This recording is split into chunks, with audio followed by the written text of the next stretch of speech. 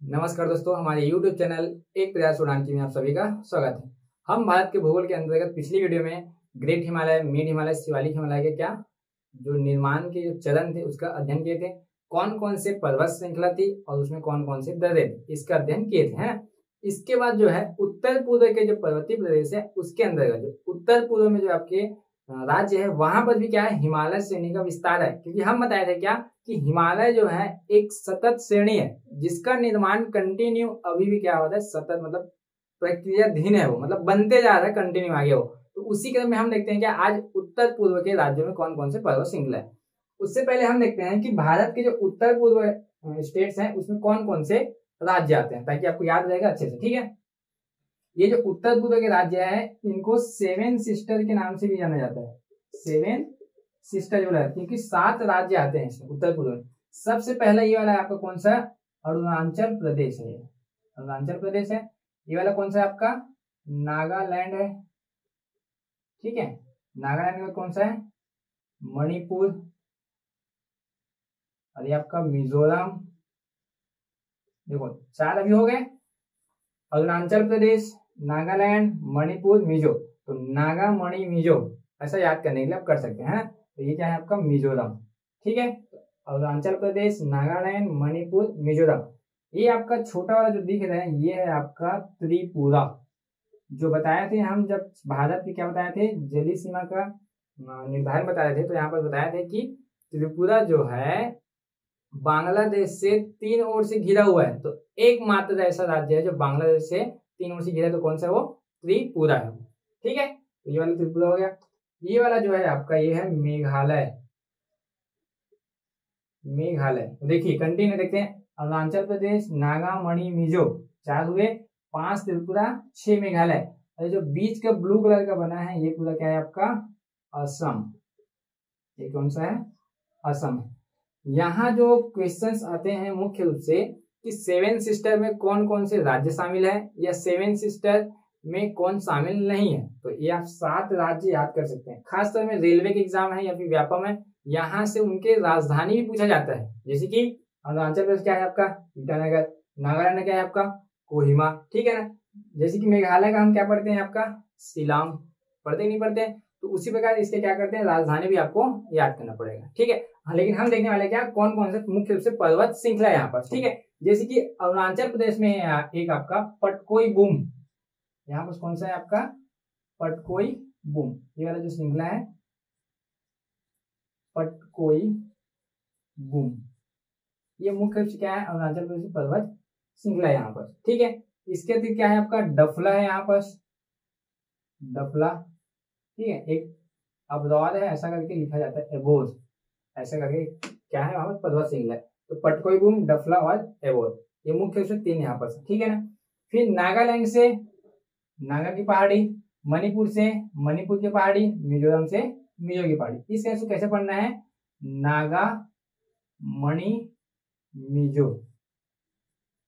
ठीक है, नागालैंड में नागालैंड की पहाड़ी, मणिपुर में मणिपुर की पहाड़ी और मिजोरम में मिजोरम की पहाड़ी। सबसे इंपॉर्टेंट है आपका मेघालय का। तो मेघालय में 3 पर्वत श्रृंखला है, एक आपका गारो, खासी, जैंतिया।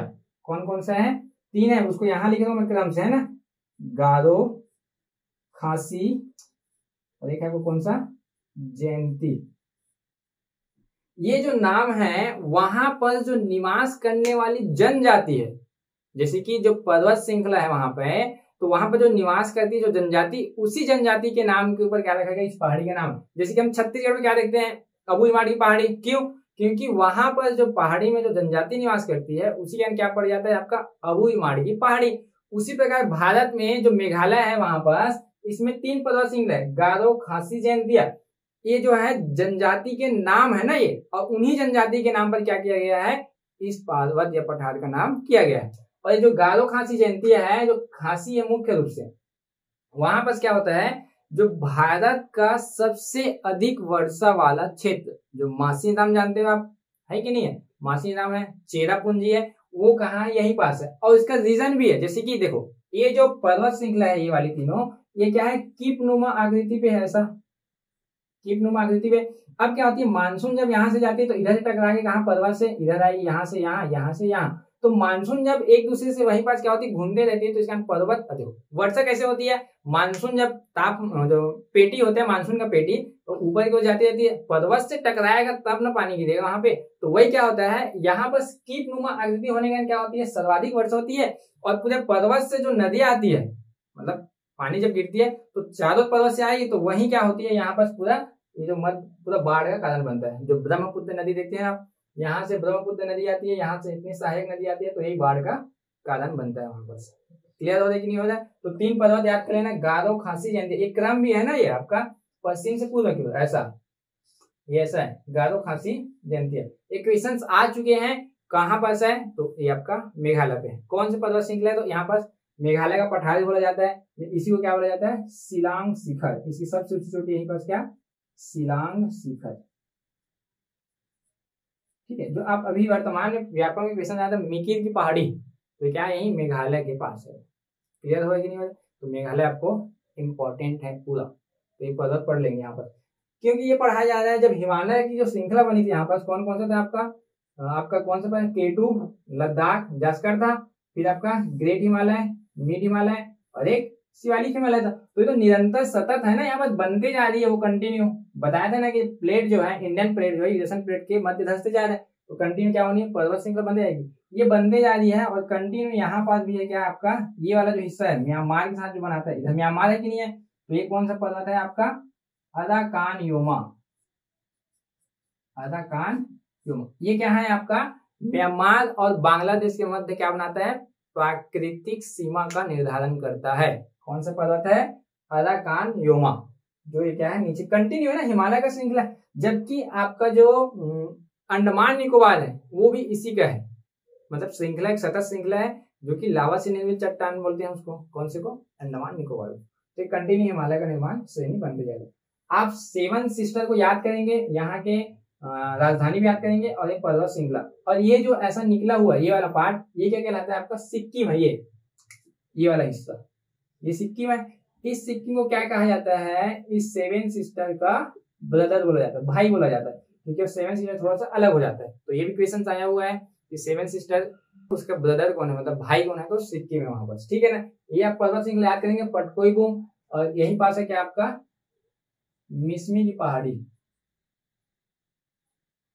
मिसमी की पहाड़ी। ठीक है, ये आपका ग्रेट हिमालय, मिड हिमालय, शिवालिक हिमालय जो श्रेणी था वो कंटिन्यू आपका कंप्लीट हो चुका है, मतलब उत्तर पर्वतीय प्रदेश कंप्लीट। हम विभाजन पढ़े थे ना भारत का प्राकृतिक मैदान। आगे हम देखते हैं क्या, मध्य मैदान। ठीक है, आगे देखते हैं जो मध्य का मैदान है आपका, जो अभी वर्तमान में आपका सिंधु गंगा का मध्य मैदान या गंगा ब्रह्मपुत्र का मैदान के नाम से जाना जाता है, क्योंकि ये जो मैदान है नदियों के द्वारा बहा कर लाई गई कंकड़, पत्थर, मिट्टियों या जलोढ़ से क्या है, निर्मित। ठीक है ना, जैसे कि एग्जाम्पल के तौर पर समझते हैं, जैसे कि ये आपका हिमालय श्रृंखला है, तो हिमालय से क्या होती है, नदी निकलती थी, तो नदी जो है, जैसे ये आपका भारत, तो यहाँ से नदी निकल कहाँ जाती है, गंगा नदी इधर आती है, नहीं आती है। तो यहाँ से नदी जब निकलती है तो अपने साथ पर्वत श्रृंखला क्या करती है, कंकड़ पत्थर को क्या लाती है, अपने साथ बहा के लाती है, छलन करके लाती है कि नहीं लाती है। जो नदियां, अब भाई नदियां को नहीं जानते हो तो कंकड़ पत्थर चट्टान रहता है कि नहीं रहता है। ठीक है ना, तो वही जो मिट्टी का रूप ले लेती है आगे चलकर। ठीक है, तो यहाँ पास जो है पर्वत से लेकर जो कंकड़ पत्थर के रूप में जो आया है ना, बड़े बड़े कंकड़ पत्थर के रूप में, तो ये क्या कहलाता है आपका, भामर। क्या कहलाएगा वो, भामर। ठीक है, ये वाला हिस्सा भामर।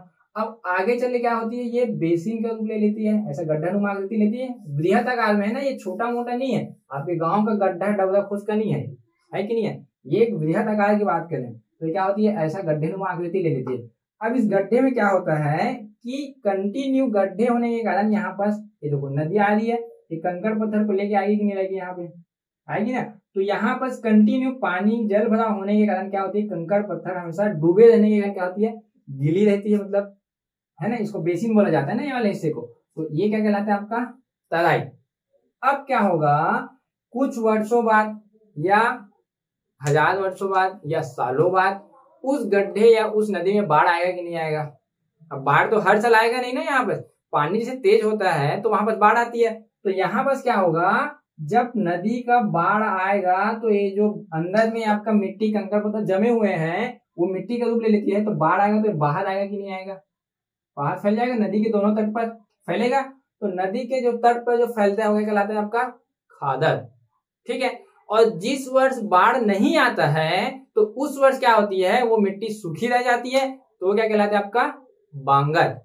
क्लियर हो रहा है कि नहीं हो रहा है? देखो कंटिन्यू में बता रहा हूं यहाँ पर, ठीक है ना। ये जो नदी के द्वारा बहा कर लाई गई पर्वत पठार चट्टान से कंकड़ है, ये क्या कहलाता है कंकड़ नुमा आकृति भामर। ठीक है, और ये जो गड्ढे नुमा आकृति में क्या कहलाती है आपका तराई। ठीक है, और जब बाढ़ आई, बाढ़ आके इस मिट्टी को ऊपर लेके गया तो क्या कहलाया आपका खादर। खादा बचा हुआ कुछ ऐसे याद कर सकते हो। जिस वर्ष बाढ़ नहीं आती है, जो बचा हुआ रहता है वो क्या कहलाता है आपका बांगर। चार चीजें यहाँ पर समझना ध्यान से, एग्जाम्पल ही समझना। अभी बरसात आने वाली है, बरसात आ गई है, तो जब बरसात आती है तो आपके घर के बाजू का जो नाला है उसमें क्या होगा, पानी पूरा भरेगा। पहले सूखा था, अब पानी भर गया मतलब बाढ़ आ गया समझो।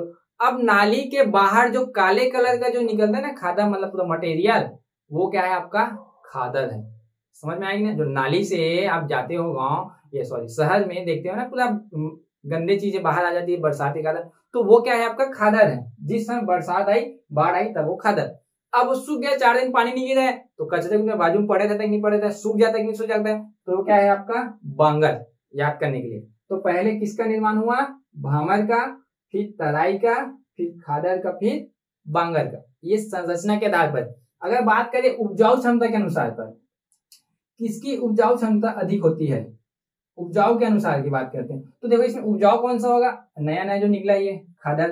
तो खादर में सबसे उपजाऊ क्षमता अधिक होती है, मतलब मिट्टी। और ये मिट्टी क्या कहलाती है पता है आपको, जलोढ़ मिट्टी कहलाती है। जो आपका भारत में जो मध्य मैदान है आपका, यूपी, एमपी, बिहार, खास तौर पे आपका पश्चिम बंगाल, ये पूरे का पूरा उसी मैदान पे निर्मित है।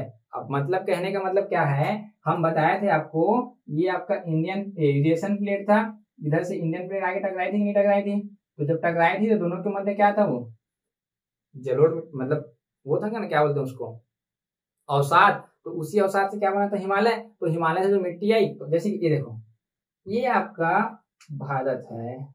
ठीक है, तो भारत जो है ऐसा हिमालय यहाँ पर बना हुआ, ये वाला मध्य मैदान है आपका, मुख्य रूप से ये वाला मध्य मैदान है। तो देखो ये जो हाथ है ऐसी आकृति इस प्रकार है कि नहीं है, ये आपका हिस्सा देखो, ये अगर देखें हम लोग तो ये ऐसा है, तो ऐसा हाथ के रूप में आकृति है कि, तो यहाँ पर आके जब मिट्टी गिरती जाएगी तो यहाँ पर जो होगा बराबर ऐसा समतल होगा कि नहीं होगा, तो यही क्या है आपका मध्य मैदान का निर्माण जो हुआ है अभी। वर्तमान का जो आपका यूपी, एमपी, बिहार है, राजस्थान और ये वाला जो पश्चिम बंगाल वाला, ये पूरे का पूरा क्या है, मैदानी क्षेत्र है। ठीक है, मैदानी क्षेत्र होने के कारण क्या होता है, यहाँ पर इकोनॉमिकल क्या होती है, मतलब ग्रोथ करता ही नहीं करता। क्यों, जैसे कि नदी के तट पर स्थित होने के कारण यहाँ की मिट्टी उपजाऊ अधिक है। मिट्टी उपजाऊ अधिक है तो किसान भी यहाँ पर अधिक होंगे, किसान अधिक होंगे तो उपजाऊ क्षमता अधिक होगी, अनेक प्रकार की खनिजें पाई जाएगी। इसी कारण प्राचीन समय से अगर देखें हम, तो ये क्या है, पूरे का पूरा ब्रिटिश शासकों का क्या है, केंद्र बिंदु रहा है, मुगल शासकों का केंद्र बिंदु रहा है। देखिए ना कि यहीं पास ही तो आपका जो यूपी, एमपी वाला है, बिहार वाला है, वहीं का वहीं केंद्र बिंदु था सभी का। क्यों, क्योंकि वहां प्राकृतिक संसाधन प्रचुर मात्रा में है कि नहीं है, तो वहीं से शासन करे, तो वहां पर कब्जा कर लिया, मतलब पूरे भारत में कब्जा था वो वहीं पास। अब देखते हैं बिहार और यूपी की जनसंख्या ज्यादा क्यों है, क्योंकि वहां पास मैदानी क्षेत्र है, मैदानी क्षेत्र है तो सभी प्रकार की सुविधाएं हैं, फैक्ट्री स्थापित करने में आसानी हो जाती है वहां पास। क्योंकि देखो जो आपका पर्यावरण है, मतलब जो बोल सकते ना प्राकृतिक स्थिति कैसी है, उसके ऊपर डिपेंड करता है। आपका नल सुविधा है, जल सुविधा है, बांध है, सब के सब कहाँ अच्छे से बन जाते हैं, सुगम तरीके से मैदानी क्षेत्र। अब पर्वत पठार में नाला नाली बनाने वालों को तो बन पाएगा क्या, खर्चीला होगा कि नहीं होगा। मैदानी क्षेत्र क्या होती है, आसानी हो जाती है नहर निर्माण में। तो वैसे क्या करते हैं हम, अगर इतिहास में भी जाए हम, तो ये पूरा मध्य का मैदान क्या है, बहुत इंपॉर्टेंट है। समझ में आ रहा है कि नहीं आ रहा है। तो उपजाऊ क्षमता में आधार पर किसकी उपजाऊ सबसे अधिक है, तो खादर का। खादर के बाद गिली कौन सा है, तो आपका तराई। तराई के बाद आपका बांगर। बांगर सूखा है लेकिन कुछ ना कुछ उपजाऊ होगा। और लास्ट में आता है कौन सा, भामर या भाबर बोलते हैं इसी को। ठीक है ना, उपजाऊ क्षमता के अनुसार ये क्रम है आपका उपजाऊ। अगर संरचना के अनुसार पूछेगा तो पहले कौन सा बना, भामर, फिर तराई, फिर खादर और ये बांगर। क्लियर हुआ कि नहीं हुआ। ये था आपका मध्य मैदान का निर्माण किस प्रकार हुआ है। और ये जो मैदान है वो पूरे का पूरा कौन सी मिट्टी का है, तो आपका जलोढ़ मिट्टी का है। ठीक है ना, इसको और कुछ बोला जाता है, हम बता देते हैं आपको। ठीक है, तो इसमें थोड़ा सा बचा है, देखते हैं और कैसे याद करना है आपको थोड़ा सा बता देते हैं ताकि आपको एक कदम याद रहे, ठीक है ना। जैसे कि ये जो आपका पहले क्या था, भामर था कि नहीं था, फिर क्या था आपका तराई, इसके बाद कौन सा था आपका खादर, और एक आपका कौन सा बांगर, ये था कि नहीं था। याद करने के लिए क्या कर सकते हो, छत्तीसगढ़ी में भात खाबो, भात खाबो मैदान में जाके, ऐसा याद कर सकते हैं। तो भामर, तराई, खादर और बांगर। ये जो बांगर है इसमें दो चीजें याद कर लेना, और एक कहलाता है आपका रेह या तो कल्लर भूमि, रेह या कल्लर भूमि। ये क्या होता है, जब भूमि पर, मतलब ये मिट्टी है आपका, ठीक है, इसमें जरूरत से ज्यादा सिंचाई हो जाता है, जैसे नहर का पानी जब आपके खेत में प्रवेश करता है तो मिट्टी को क्या करता है, वो क्षरण कर देंगे, होता है। जरूरत से ज्यादा सिंचाई होने पर यहाँ की जो उपजाऊ क्षमता वाली जो मिट्टी होती है उसके कण क्या हो जाते हैं, बाहर आ जाते हैं। लवण, मतलब जो लवण होते हैं कण, वो क्या होते हैं, बाहर आ जाते हैं, जो मिट्टी की उपजाऊ क्षमता क्या कर देती है, नष्ट कर देती है। ये वाला हो गया आपका रेह कल्लर। एक कहलाता है आपका भूड़, ठीक है, या तो भूड़ बोला जाता है। इसमें क्या होता है, प्राकृतिक अपक्षय के कारण, मतलब जैसे कि भौतिक कारण होता है, जैसे कि आपका तेज आंधी तूफान आती है, तो आंधी तूफान आने के कारण मिट्टी का जो ऊपरी सतह होती है उसको उड़ा के ले जाती है कि नहीं, तो उसकी उपजाऊ क्षमता कम होगी कि नहीं होगी। तो वही है, बांगर सूखा हुआ क्षेत्र में होगा, ठीक है। तो रेह और कल्लर भी याद कर लेंगे। ये रेह मुख्य रूप से आपका हरियाणा वाला क्षेत्र में पाया जाता है, कहाँ, हरियाणा वाला में। और ये भूड़ जो है कहाँ, गंगा का मैदान, इंपॉर्टेंट है, या रामगंगा का मैदान, रामगंगा नदी है ना एक, वहां पर। ये हो गया, ठीक है, चार चीजें पढ़ लिया आप, भामर, तराई, खादर। इसके अलावा जो आपका पश्चिम बंगाल वाला जो क्षेत्र है, ये वाला, ये जो पश्चिम बंगाल वाला क्षेत्र है आपका, ये पूरे का पूरा, इसको क्या बोला जाता है, डेल्टा का मैदान। सुने कि नहीं सुने, डेल्टाई मैदान। तो आप जो सुंदरवन का जो डेल्टा पढ़ते हो वो इसी का एक क्या है, अपरूप है, मतलब छोटा सा रूप है। जैसे कि आपका जलोढ़ मिट्टी है, तो जलोढ़ मिट्टी है तो मैदानी भाग में है कि नहीं है। अब वहां से अनेक प्रकार की नदियां निकलती है, तो ये जो नदियां जब आ रही है यहाँ से, ये गंगा नदी है, तो आगे मैदानी क्षेत्र है ना, तो मैदानी क्षेत्र में विसर्पाकार बहेगी नहीं बहेगी, तो जब बहती है तो नदी का वितरिकाएं क्या हो जाती है, इस प्रकार बढ़ जाती है, वितरिकाओं में क्या हो जाती है, बढ़ जाती है नदियां। तो इस नदियों के मध्य क्या है, अलग अलग क्या होते हैं, द्वीप, मतलब छोटा सा द्वीप बन जाता है। जो डेल्टाई मैदान है मुख्य रूप से वही है कि नदियों के द्वारा जो वितरिकाएं में बढ़ जाती है, मतलब अलग अलग भागों में बढ़ जाती है, तो बीच का एरिया क्या कहलाता है, उपजाऊ क्षमता। तो ये डेल्टा का मैदान है। जो पश्चिम बंगाल पड़ते हैं ना, सुंदरवन का डेल्टा, मैंग्रोव वन, जहाँ पर मैंग्रोव वन पाई जाती है सबसे अधिक भारत में, है ना। तो विश्व का सबसे बड़ा डेल्टा भी क्या कहलाता है आपका, सुंदरवन के डेल्टा। यहाँ कहाँ बनती है, मैदानी भागों में बनती है। तो पांचवा आपका कौन सा जाएगा, आपका डेल्टाई मैदान। और ये कहाँ है, मुख्य रूप से आपका पश्चिम बंगाल में। तो आप अच्छे से ध्यान से पढ़ेंगे यहाँ पर, क्लियर है, टॉपिक वाइज और क्रम में। आगे देखते हैं हम क्या, भारत के भूगोल में ही, जैसे कि हम देखे थे अभी तक क्या, मध्य मैदान। तो प्रायद्वीपीय पठार का जो पार्ट बचा हुआ था उसका अध्ययन करने वाला है, ठीक है। प्रायद्वीपीय पठार जो है, जब हम पढ़े थे क्या, आपका यूरेशियन और एशियन प्लेट, हम बताए थे कि जब विभाजन होता है प्लेट्स का, तो ऊपर की अंगारा लैंड, नीचे की लोग क्या था, गोंडवाना लैंड था। तो ये जो प्रायद्वीपीय पठार है आपका, मुख्य रूप से किसका अंग है, तो गोंडवाना लैंड का पार्ट है यहाँ पर, ठीक है ना। इसकी जो आकृति है बोल सकते हैं क्या, अवतल दर्पण के अनुसार ऐसा एक खांचा के रूप में कि नहीं, देखो ऐसा। तो इसी में क्या होता है, जब पर्वत टकराती है तो इसके मध्य अवसाद जमा होकर क्या बनता है, हिमालय का निर्माण। और यहाँ पर कंटिन्यू नदी का बहुत से जमा होकर क्या बनता है, आपका मध्य का मैदान बनता है। तो अभी हम अध्ययन करने वाले क्या, प्रायद्वीपीय पठार। प्रायद्वीपीय पठार का जो विभाजन होता है, एसपी चटर्जी जो कि भूवैज्ञानिक थे, इन्होंने 8 भागों में बांटा है। कितने भागों में, 8 भाग।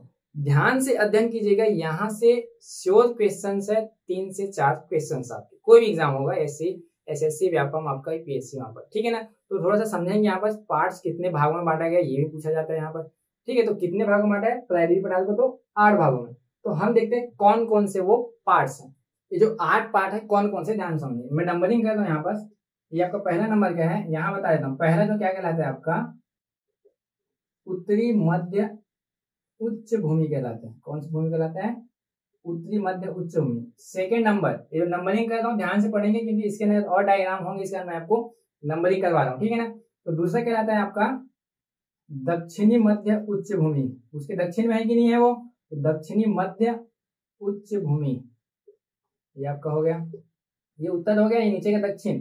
अब ये जो पार्ट है ये अलग कहलाएगा। ये जो तीसरा नंबर क्या है, ये क्या कहलाता है आपका दक्षिणी दक्कन, उत्तरी दक्कन का पठार, उत्तरी दक्कन का पठार। देखो यहाँ पूरे का पूरा दक्कन का पठार है, लेकिन उत्तर का है तो क्या कहलाया, उत्तरी दक्कन का पठार, और उसके नीचे क्या कहलाया आपका दक्षिणी दक्कन का पठार, दक्षिणी दक्कन का पठार, दक्षिणी दक्कन का पठार। ये समझ में आया कि नहीं आया? ये आपका उत्तरी मध्य उच्च भूमि, ये दक्षिणी मध्य उच्च भूमि, और ये उत्तरी दक्कन का पठार, और ये दक्षिणी दक्कन का पठार। अब ये क्या कहलाएगा पूरे का पूरा, कौन से दिशा में आपका पूर्वी पठार, तो ये क्या कहलाता है आपका पूर्वी पठार, या क्या बोला जाता है छोटा नागपुर का पठार। पूरे का पूरा क्या कहलाएगा छोटा नागपुर का पठार। ये आपका हो गया 5। समझ में आएगी नहीं? छठवा जो है ये छोटा सा जो बना है ये क्या कहलाता है आपका छठवा नंबर, देखो नंबरिंग दिया हूं, ये क्या कहलाएगा आपका शिलांग पठार या तो मेघालय का पठार, जो भी हम बताएं आपको मेघालय का पठार। ये 6 हुए टोटल अभी, है ना। 7वां 8वां एकदम इजी है। ये वाला हिस्सा जो बचा हुआ है ये आपको दिख रहा है, ये पूर्वी घाट, ये वाला क्या कहलाता है आपका पश्चिमी घाट। तो टोटल 8 हुए कि नहीं हुए, ये पूर्वी घाट और ये पश्चिमी घाट। इन 8 भाग को आपको इंडिविजुअल एक एक पार्ट को आपको हम अध्ययन कराने वाले हैं, तो आप प्लीज ध्यान से समझिएगा, और कुछ डाउट होगा तो बताइएगा बस, ठीक है ना। जैसे कि हम यहाँ क्या देखते हैं आपका ये वाला पार्ट में आपका अरावली पर्वत, ये वाला हिस्सा पूरा क्या कहलाता है अरावली पर्वत। तो अरावली पर्वत का निर्माण किस प्रकार हुआ है, कौन सी क्रम की चट्टान है वहां पर, उसकी ऊंची चोटी क्या है, जैसे कि ऊंची चोटी क्या है आपका गुरु शिखर है, पढ़े कि पढ़ते हैं, माउंट आबू की पहाड़ी वही है, तो इसका अध्ययन करेंगे। मालवा का पठार है तो ये कहाँ पास है, इसकी स्थिति क्या है, कौन कौन सी नदियां निकलती है, ये वाले पार्ट से बढ़ेंगे। ये वाला पार्ट है आपका, तो यहाँ से विंध्याचल श्रेणी, साथ साथ आपका सतपुड़ा पर्वत, ये दोनों यहाँ पास है, तो इसका अध्ययन करेंगे। कि दोनों के मध्य से नर्मदा नदी निकलती है, वो भ्रंश घाटी से निकलती है, तो उसका भी अध्ययन करेंगे। कहाँ से पर्वत का विस्तार कहाँ से कहाँ तक है, सतपुड़ा पर्वत की सबसे ऊंची चोटी क्या है, धूपगढ़ है, तो उसका भी अध्ययन करने वाले हम। तो ये पूरा एक एक पार्ट में हम अध्ययन करेंगे। जैसे कि ये दक्कन का पठार है और ये दक्षिण दक्कन का पठार है, तो महाराष्ट्र का पठार पढ़ेंगे, यहाँ पास कर्नाटक का पठार पढ़ेंगे, यहाँ पास कौन सा पढ़ेंगे महाराष्ट्र का, यहाँ कर्नाटक का पठार पढ़ेंगे। जैसे कर्नाटक के पठार में सबसे ऊंची चोटी बाबा बुदान की पर्वत है, तो उसका अध्ययन भी करने वाले हम। यहाँ पास महाराष्ट्र का दक्कन पठार है, तो दक्कन के पठार में कौन सी मिट्टी पाई जाती है, लावा से निर्मित है चट्टान, तो लावा से विस्फोट होकर बनता है हॉट स्पॉट से, तो काली मिट्टी का विस्तार है यहाँ पास वो करेंगे। और ये पूरा आपका पूर्वी पठार है, छोटा नागपुर का पठार, इसका अध्ययन भी हम क्या करेंगे। और यहाँ पास कौन सी खनिजें पाई जाती है, क्योंकि छोटा नागपुर का पठार खनिज संपदा से परिपूर्ण माना जाता है। ये मोस्ट इंपॉर्टेंट है, कौन सा भाग जो है खनिज संपदा के लिए मुख्य रूप से इंपॉर्टेंट है, तो ये पूरा आपका ये छोटा नागपुर का पठार है। मेघालय का पठार अभी पढ़ाएं आपको। पूर्वी पठार पढ़ेंगे, पूर्वी घाट में शेषाचलम है आपका, जिसमें नीलगिरी पर्वत है, अन्नामलई है, अनाईमुड़ी है, डोदा बेट्टा है, पुष्पा, वो शेषाचलम कहाँ पास है, जो पुष्पा पिक्चर देखे ना, पुष्पराज, वो यहाँ पास है, ठीक है ना। तो उसका अध्ययन हम लोग करेंगे यहाँ पास। फिर उसके बाद तटीय मैदान करेंगे, ठीक है। तो धैर्य से क्या होता है, इसमें हम आगे अध्ययन करते जाएंगे और आपको बताएंगे यहाँ पास, ठीक है। आप हमारे वीडियो में बने रहिए। और किसी ने हम कहा है कि वीडियो का लिंक नहीं मिलता है, तो आप डिस्क्रिप्शन बॉक्स में चैनल में जाइएगा और प्ले लिस्ट से आपको भारत के भूगोल छत्तीसगढ़ के जो भी वीडियो बने आपको कंटिन्यू आपको प्ले लिस्ट से मिल जाएंगे, ठीक है। और लाइक शेयर कमेंट जरूर कीजिएगा, आप ज्यादा से ज्यादा आपका योगदान करेगा यहाँ पे, ठीक है। धन्यवाद।